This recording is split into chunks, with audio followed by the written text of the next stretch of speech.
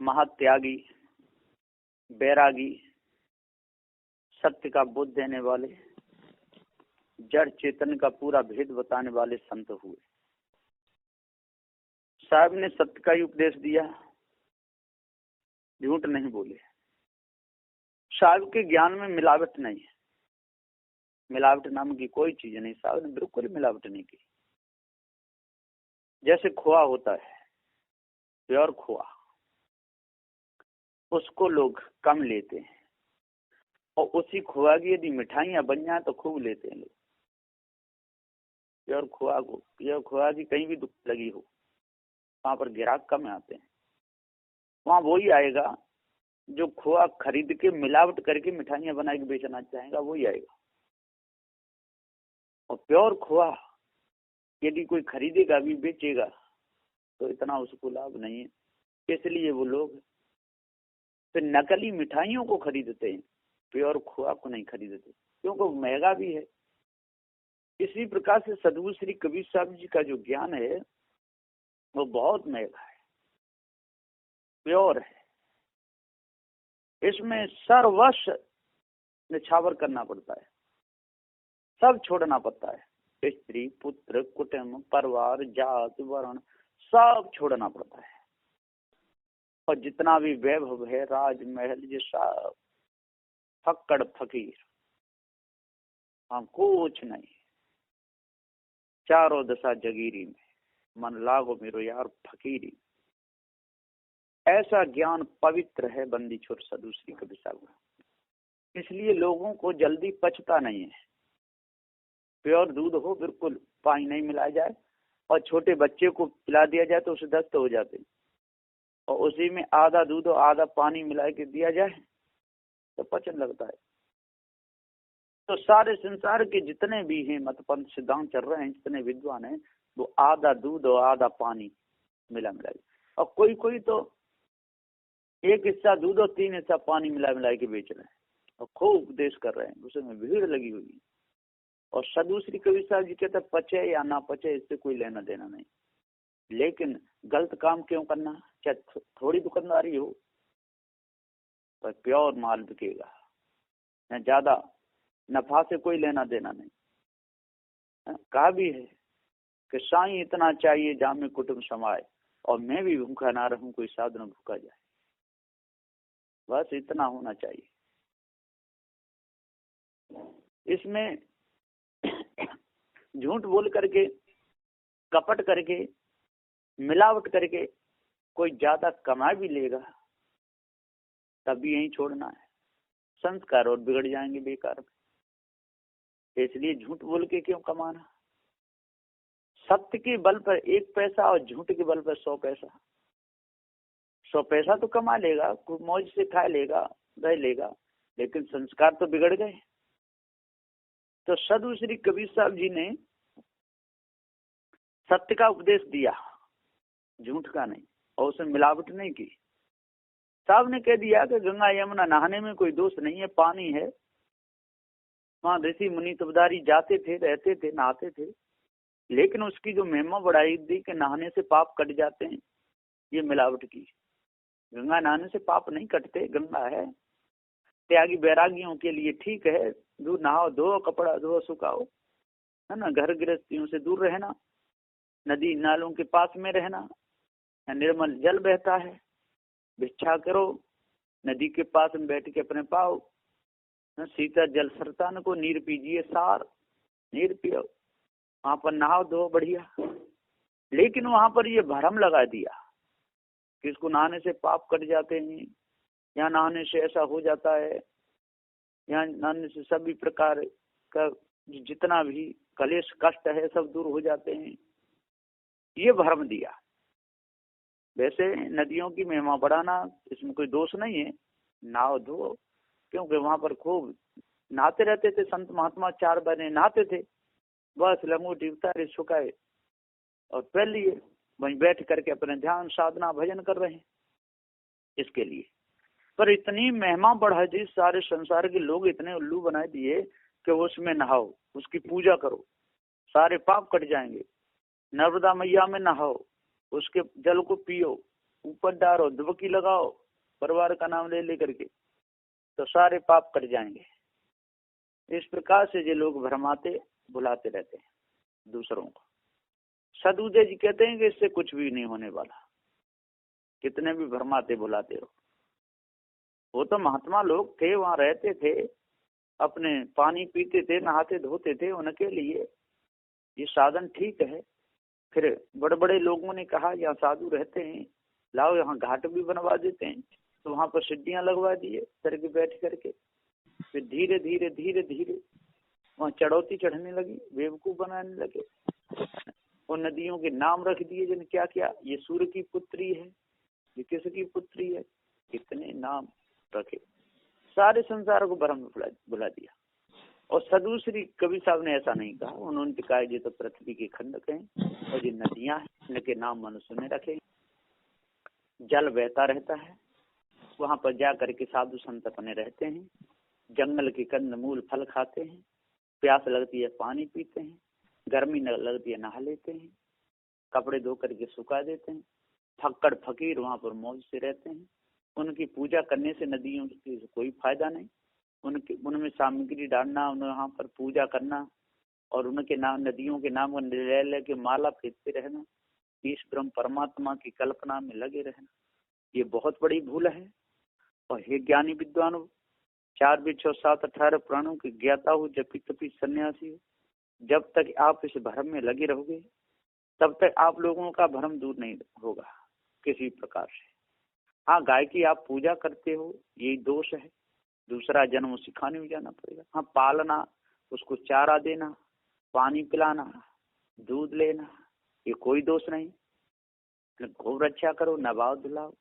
लेकिन इस भाव मान करके पूजा करने लगोगे कि इसी की दया से सारा काम होता है, अपना लक्ष्य बना लोगे, तो उस खाने में जाना पड़ेगा। पालने में कोई दोष नहीं, चारा देने में कोई दोष नहीं, दूध लेते हैं पीते हैं, इसमें तो कोई दोष है ही नहीं, इसमें दोष नहीं। दोष कहाँ बन जाता है कि हम इष्ट भाव को लेकर के अपने माता पिता को, मनुष्य को छोड़ करके और पशुओं को इष्ट मान करके उनकी आरती वंदना पूजा भी करने लगते हैं, है ना। वहां पर दोष बनता है, वही संस्कार बनते हुए खाने को ले जाते हैं उसी खाने को।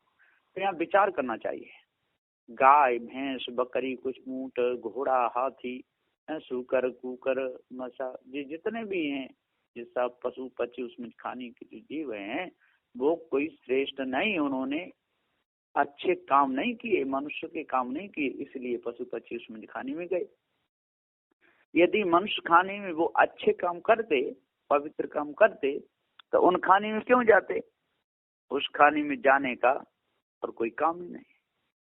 तो साहब जी पुकार के समझाते हुए कहते हैं कि अब मिलावट का धंधा छोड़ो, और नहीं छोड़ोगे तो आप जाना, आपका काम जाना। सदूसरी कबीर साहब के ज्ञान में तो मिलावट चल नहीं सकती, और पारकी संत चलाते भी नहीं, और जो चलाते हैं वो खिचड़ी है। इसलिए पारकी संतों को झूठ नहीं बोलना चाहिए, मिलावटी माल नहीं बेचना चाहिए, है ना।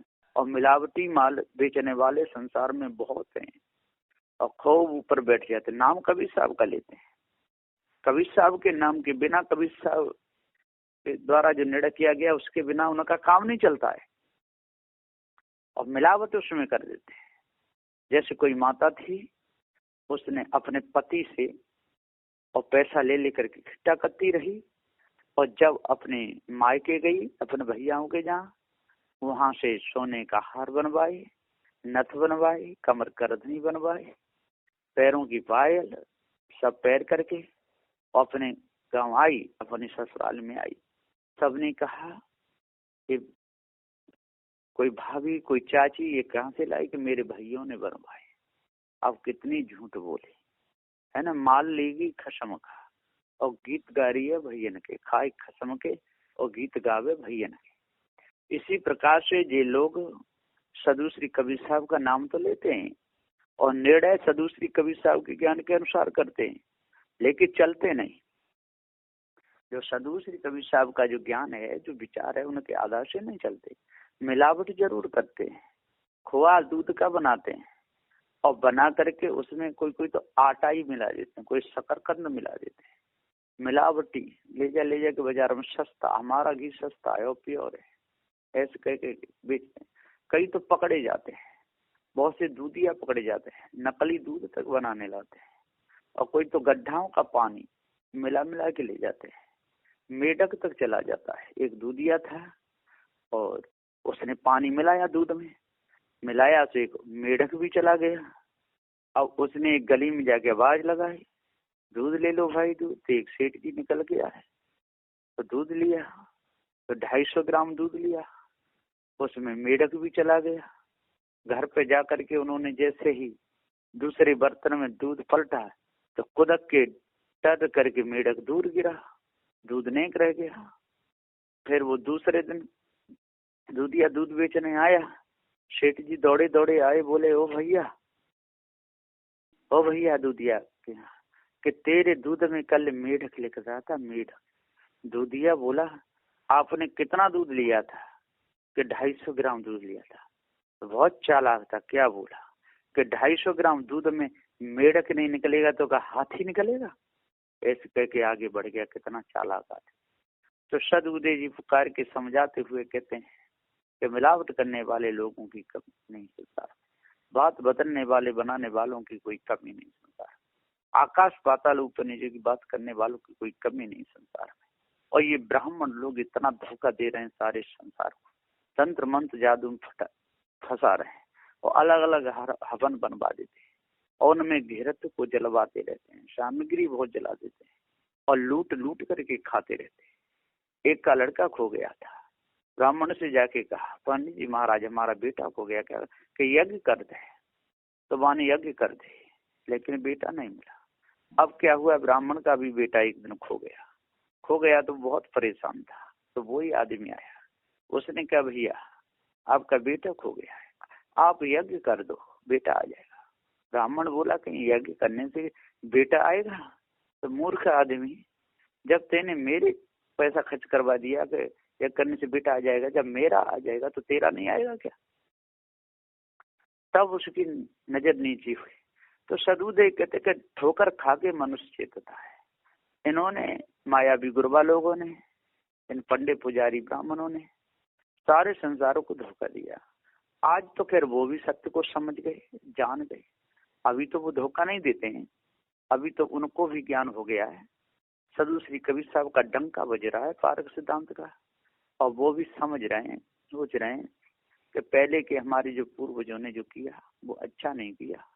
अभी के तो ब्राह्मण अच्छे हैं और ज्ञानवान हैं, पढ़े लिखे हैं, सभी प्रकार की पुस्तकें पढ़ रहे हैं, तो उनका भी भ्रम निकल गया। बहुत से हैं कबीर पंथी भक्त भी बहुत हैं, उनको आर पार का ज्ञान भी है।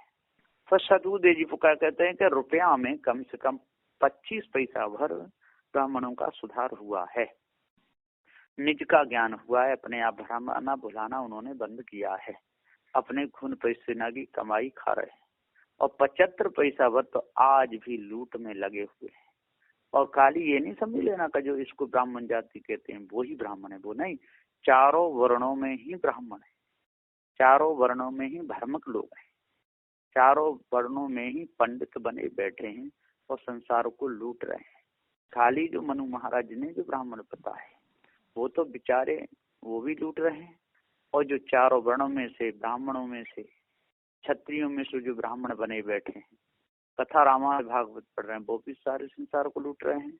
और वैश्यों में से और शूद्रों में से भी बहुत से शास्त्री भागवताचार्य बने हुए हैं, ये सब के सब धोखेबाज हैं और लूट रहे हैं।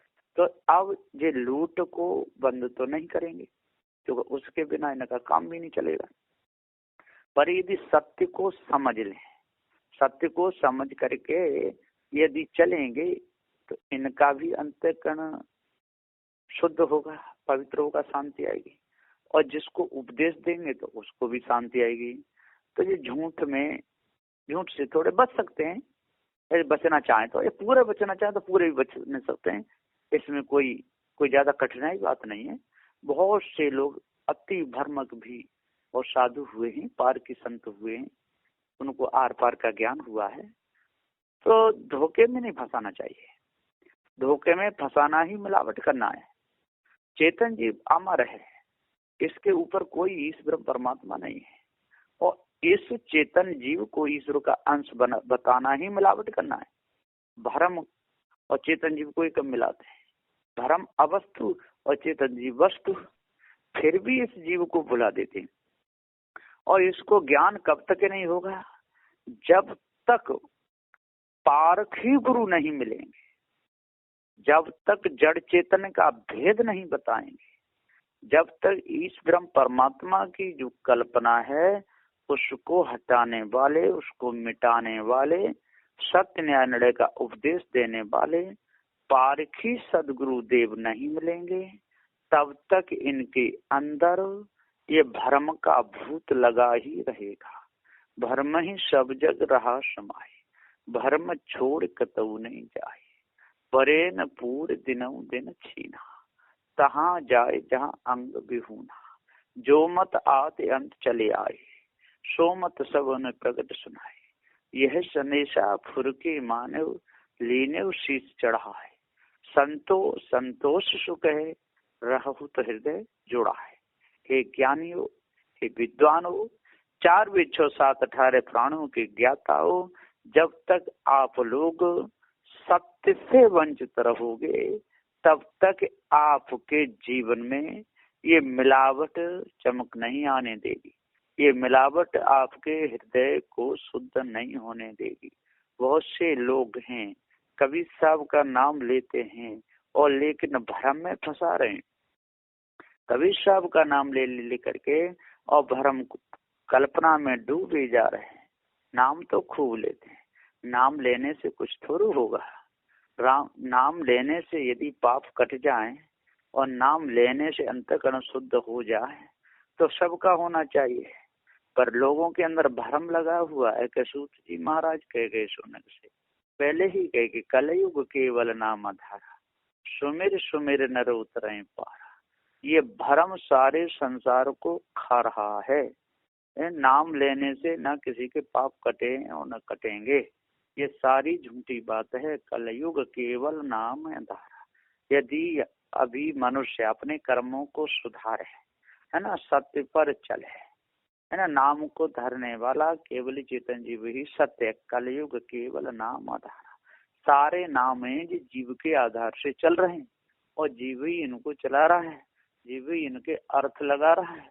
यदि जीव शरीर से निकल जाए तो फिर नाम का आधार कौन होगा? कलयुग केवल नाम आधार। इसी के आधार से ये सारे नाम पनप रहे। इस ब्रह्म परमात्मा कल्पना इसी के आधार से फैल रही है। ये चेतन जीव इस कल्पना को ना फैलावे तो फैलने का कोई सवाल ही नहीं है। कलयुग केवल नाम आधार। सुमिर सुमिर नर उतरे पारा। लोगों ने भ्रम लगा दिया, नाम को सुमित रहो पार उतर जाओ, लेकिन ऐसा नहीं है। सुमिर सुमिर नर उतरे पारा। सुमिरन का मतलब होता है कि अपनी सभी प्रकार की गलत आदत को त्यागना, ये सुमिरन है ना। अच्छे कर्म करना, चोरी को त्याग देना, ये सुमिरन है। हिंसा को त्याग देना, विचार को त्याग देना, ईर्ष्या क्रोध मान छल को त्याग देना, गाली निंदा झूठ को त्याग देना, इसको सुमिरन कहते हैं। वही पार उतरेगा। पार कहिए विषय वासना और भ्रम भूल कल्पना से पार। जैसे नाव डालता है, यात्री लोग बैठ जाते हैं, इस पार से उस पार उतार देते हैं। इसी प्रकार से जो सभी प्रकार की गुलामी से, सभी प्रकार की मानंदी से जो पार लगा दे उसको कहते हैं सदगुरु। और जो बीच में ही डुबा दे उसे कहते हैं गुरु। तो बीच में डुबाने वालों की इस संसार में कोई कमी नहीं है। इस बीच में डुबाने वाले लोग बहुत खड़े हुए हैं, चारों ओर खड़े हुए हैं। कोई देवी देवताओं को बता रहे हैं, कोई इस ब्रह्म परमात्मा को बता रहे हैं, कोई अल्लाह खुदा ताला को बता रहे हैं, कोई चारवाक नास्तिक बने हुए हैं। सबके सब भ्रम में भुला रहे हैं। कोई कहता है कि दूसरा जन्म होता ही नहीं है, पुनर्जन्म होता ही नहीं। ये सारे के सारे भ्रम में डूबे हुए हैं। सदगुरु कबीर का ज्ञान है सब मत पंथों से न्यारा। जो सदु श्री कबीर साहब जी का जो ज्ञान है सारे मत पंथों से न्यारा है। इसलिए सदु श्री कबीर साहब सत्य को कह सके डंके की चोट, और लोग नहीं कह पाए, डरते रहे। चूंकि सन्यासियों ने भी बहुत प्रकाश किया लेकिन डरते रहे, वैरागी भी डरते रहे, नागे निर्मण भी डरते रहे। इन्होंने डर डर के उपदेश दिया। थे वो भी साधु संत, त्यागी वैरागी उनका वेश था। और सदूसरी कबीर साहब भी साधु संत थे, त्याग वैराग का उनका वेश था। उन्होंने सत्य न्याय निर्णय का उपदेश, वो डरे नहीं, जो होगा सो देखा जाएगा, जो भी है वो प्रारब्ध के वश होगा, प्रारब्ध जैसा होगा तैसा होगा। लेकिन हम झूठ बोल करके, मिलावट करके अपने जीवन को क्यों बिगाड़े। सदुदेव ने चारों वर्णों के लोग को अच्छी तरह समझाया। कहे भाइयों, हे ज्ञानियों, आज अपनी आप पर करो, अपने आप को आप जानो। जनैया ये चेतन जीव सत्य है, इसके ऊपर कोई और शक्ति नहीं। शक्ति है तो जड़ है, उस जड़ सत्ता को अपने आप का ज्ञान नहीं है। और सत्ता चेतन जीव है, जो ज्ञान स्वरूप है, इसको अपने आप का ज्ञान है। लेकिन ये भुलाया गया है, भरमाया गया है, धोखे में फंसाया गया है। आज यदि इस धोखे को आप लोग दूर कर दोगे, इस भ्रम को दूर कर दोगे, पवित्र अपने हृदय को कर लोगे, अष्ट महासद्गुणों को धारण कर लोगे, तो 10 दोष आपके अंदर से निकल जाएंगे। यदि आपने भ्रम को नहीं त्यागा, भ्रम में ही मौज लेते रहे, भ्रम में ही डूबे रहे, तो आपके अंदर सच्चे गुण, सच्ची शांति नहीं आ सकती। आपके अंदर दुर्गुण आ जाएंगे, आपके अंदर मिलावट आ जाएगी। आप कवि साहब का भी नाम लेते रहोगे और भ्रमभूल कल्पना में भी डूबे रहोगे। कोई कोई तो सदु कबीर साहब जी के ज्ञान में इस ब्रह्म को भी प्रवेश कर देते हैं। कबीर साहब भी मानते थे, कितना बड़ा धुन मचाया। ऐसे छरे फटके शुद्ध साहब, बाल ब्रह्मचारी पार की सदगुरु देव को भी लोगों ने दोष लगाने में कोई कसर नहीं छोड़ी। आज यदि आप लोग जानो, जड़ चेतन के भेद को परखो, समझो, अष्ट महासद्गुणों को धारण करो, 10 दोषों पर विजय प्राप्त करो, पवित्र अपना हृदय कर लो और सत्य का ही उपदेश दो। इससे अंतःकरण की सारी कालमा जाती रहेगी, छूट जाएगी, पवित्र भाव आ जाएगा। कोई भी आपके शुद्ध ज्ञान में कोई तर्क नहीं कर पाएगा, कोई सत्य न्याय निर्णय को काट नहीं पाएगा। वो काटेगा तो समझ लो कि उसको विचार नहीं है, क्योंकि सत्य पर और आरा चलता ही नहीं है।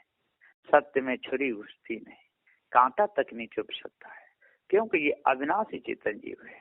ये पारक ज्ञान सबके लिए हितकारी है, चाहे वो कोई हो, राजा हो या रंक हो, स्त्री हो या पुरुष हो, छोटा हो या बड़ा हो, सबके लिए पारक सिद्धांत सुखदायी है, दुखदायी किसी के लिए नहीं। लेकिन लोग भ्रमवश मान लेते हैं कि ये लोग किसी को नहीं मानते। अरे हम सबके जनैया को मानते हैं, सबका जनैया, सबका हित करने वाला, सबका नाम रखने वाला, दुखी सुखी होने वाला, कर्म संस्कार बना करके जन्म लेने वाला, मनुष्य जन्म में अष्ट मासों को धारण करके सभी प्रकार के विकारों को दूर करके सबको स्वयं छूटने वाला और छुड़ाने वाला ये चेतन जीव है। इसलिए अपने आप को जानो और भ्रम को अपने अंदर से मिटा दो, तभी पूर्ण शांति मिलेगी। बस इन्हीं वचनों के साथ में मैं अपनी वाणी को विराम देता हूँ। बोलिए श्री सद्गुरुदेव की जय।